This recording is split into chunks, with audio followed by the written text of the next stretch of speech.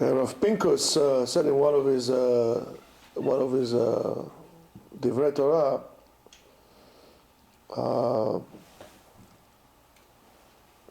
a very interesting concept, that the story that he brings from Rav Sorotskin from Yerushalayim. And he says, it's known the words of Chazal in Masechet Avot, Perek Vav, Mishnah Daled, Kachi darka shel Torah. This is the way of Torah. Pat b'melach tochal. You should eat bread with salt. Umayim b'mesorah tishteh. And you should drink water with a measurement, a little bit of water. That's before they told you have to drink 8 cups of water a day. And he says there is a hint here about the person who is looking to find. For me, it's always fascinating when we talk about the way of Torah. The way of Torah, it sounds like a Japanese concept, right? The way of. And I said, I'll tell you the truth. I'm not embarrassed to say I don't really care. It was very difficult for me. What does it mean, the way of? So I had to really go to another culture, which was the Japanese culture, and to understand what is the way of. And then I understood what they mean here. But let's see what Pinko says here about a person who is interested in acting in the way of Torah. Also, when he's eating or he's looking for the flavor of bread, it's enough for him. And by the way, this is, when I read this is so Oriental, this concept. It's it's crazy. It's unbelievable. But it says it's when he's eating, when you eat bread, it's enough if you have the flavor of the bread, and the little bit salt that he puts on the bread is only to enhance the flavor of the bread itself. And when he eats that, there's no need to put other things on top of it. There's a Japanese concept, it's called shibui. It means simplicity, as it is. That's it, nothing else. The best sushi in the world is made how? What's the most important ingredient in sushi, Sam? The fish. Wrong. Rice. The rice. Ask any expert sushi master, he will tell you, it's a kind of an oxymoron.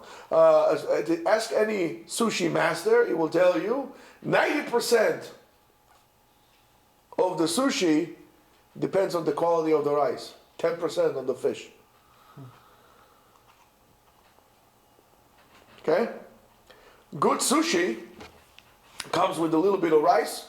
They press it like this, piece of fish on top, that's it. You don't need to add anything else. That's it.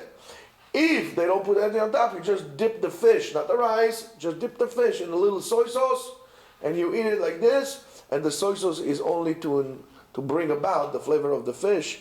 The rice doesn't need anything, it's good as it is. We have it all wrong. We like California roll. We like tempura sushi with ice cream, kind of like. And we think that we are expert in sushi. No, you're not. You're basically saying, I don't know what I'm doing. That sushi, by the way, that you are referring to, it's called nigiri sushi. That's the slab of fish on top of rice. It's called nigiri. Sashimi is just the fish itself. Again, when you eat sashimi, when you eat fish, sashimi, that means only the fish itself. You dip a drop of soy sauce, sometimes not even that, and you just eat it. Because you're not interested in the whole shebang outside. When it comes to everything else, this is a tremendous lesson to your life. When I cannot tell you how far we can take this. I'll give you an example. Go see a Japanese house. Empty walls, clean lines. We come to our houses, walls, pictures all over, sofas, plans, And yet we think that this is our house. This is not your house. The house is not the buildings, the walls. Your house is what you feel inside the walls. Your house is your family. We're like turtles. Our house is here. That's why anywhere you go, it could be your home. And you're okay with it. We got it all wrong. And as a Bnei Torah, we got it all wrong. When we learn Torah, what do we want? I want all the Mefarshim right away. Forget the Gemara. Forget the Gemara. Who cares about the Gemara? Let's just go to the motions. Mishnah, Bichlal. We don't need Mishnah. Mishnah is an obstacle, just like a reference point. We get to the Gemara quickly. Let's do some Mefarshim, some Achronim, some. The pshat of the Gemara, the beauty of it, we're not even interested in. We're just in a big production around. And that reflects ourselves also in our interpersonal relationships. The way of Ben Torah, which is a tremendous point that he brings here, is Pat b'melach tochal. You should reach a level that you have complete satisfaction. You are so refined, complete satisfaction with just eating bread. Guys, what's better than a good, fresh piece of bread? It's amazing. Delicious. You guys probably never ate warm, fresh bread. As a kid, we were poor. Because we used to save money to buy bread. So we used to buy half a bread and divide it by a few kids when we were in school. There was nothing better. We knew exactly when to bring the bread. Nothing better to sink your face into this yumminess of the bread. The difference, and there is a big difference between eating the crust when it's fresh and the inside when it's fresh. What we used to eat, our biggest thrill was not some fancy cheese of filet mignon or some pastrami that people make. Fresh bread and a pickled tomato. I found so much umami. You know what umami is, right? You know what umami is? Not unagi. Unagi is a eel. Umami is that extra flavor, that fifth sense, the fifth flavor there, that develops only when you reach the high peaks of a very intellectual palate, refined palate. Tastes different here. I feel something else. I find such depth in fresh bread and a pickled tomato that I cannot tell you. It's better than any steak I ever ate in my life. You have to train yourself, and that's the derech of a Ben Torah, and that's what it says here. It says dvarim acherim, other things that you don't need. Aval ha'ochel pat, a person who eats bread. Umechapes ma'adanim acherim, you're eating the bread, but you don't care about the bread. You want other things. You want, what can I put on top of the bread?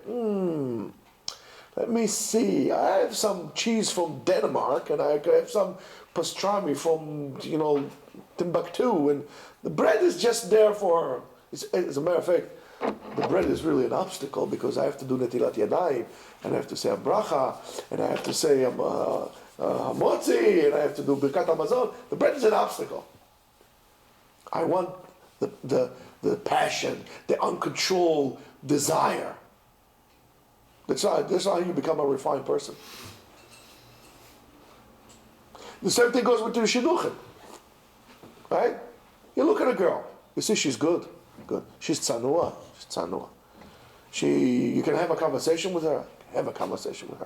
She doesn't have bad midot, picking her teeth in the middle of the. Fine. Okay. She's not lazy. No. B'chavod. Kol sason v'kol simcha, kol chatan v'kol kala. Let's go. But I'm not interested in that. I want this. I want that. And then you stay single. And then you say, oh, shidduch crisis, the shidduch crisis. Because the shidduch crisis is only because you haven't refined yourself to become a true Ben Torah. Baruch Hashem, I have. That's why a Ben Torah does not have elaborate houses and fancy cars. We try to give it a hint. For example, dress up modestly, as the Rambam says. A Ben Torah has to not dress up with fancy clothes, he has to wear clean clothes. Because that's where it comes from. Baruch Hashem, I'm okay, I don't need more.